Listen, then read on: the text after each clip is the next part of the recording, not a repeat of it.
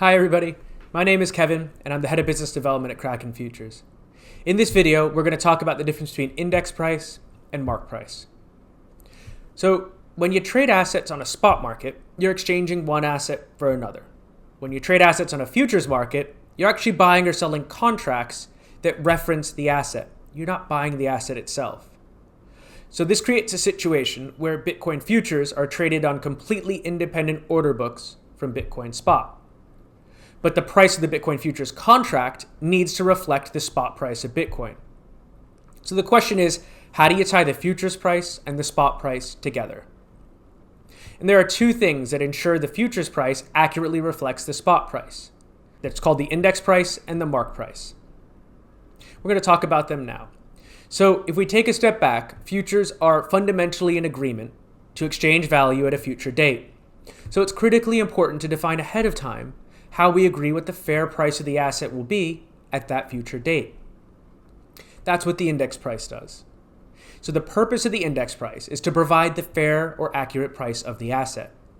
All futures contracts on every exchange will always settle to an index price. Now, every exchange tends to have its own index price. The index price on Kraken Futures is provided by CF Benchmarks, who calculate one of the best known and most respected indices in the space, the CME's CF Bitcoin reference rate. The CF Benchmark Index takes into account the real-time order book data from Kraken, Coinbase, Bitstamp, Gemini, and itBit.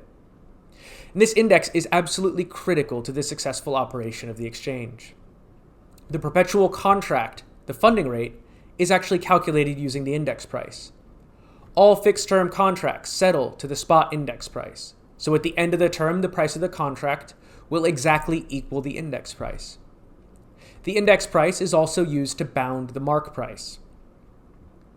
So the index price ensures the contracts settle to the spot price of the asset. However, during normal trading, the futures price can diverge wildly from the spot price. So you also need a mechanism to ensure that the futures price stays broadly in line with the spot price during the trading day. That's what the mark price does. The mark price is, for all intents and purposes, the mid price of the order book. The difference is, unlike a true mid price, which can equal anything, there's a defined limit as to how far the mark price can diverge from the index price. So the mark price ensures that the futures contract cannot trade unfairly far from the actual spot price of the asset. It's an important protection against market manipulation, as well as innocent things like a fat finger order. The mark price is used to calculate your unrealized P&L. It's used to calculate your leverage. And critically, the mark price is the price you need to pay attention to for triggering liquidations. In conclusion, when you trade futures, there will always be an index price. It represents the accurate or fair spot price of the asset.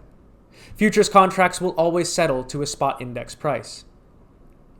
Generally speaking, the mark price is the mid price of the asset you're trading. The only difference is the mark price has a collar on it to keep it from diverging too far from the spot price. The mark price is the price to pay attention to for leverage, liquidations, and P&L calculations. Thank you very much for taking the time to watch this video. Please follow up with questions in the chat here or in Telegram, and I look forward to continuing with you. Thank you.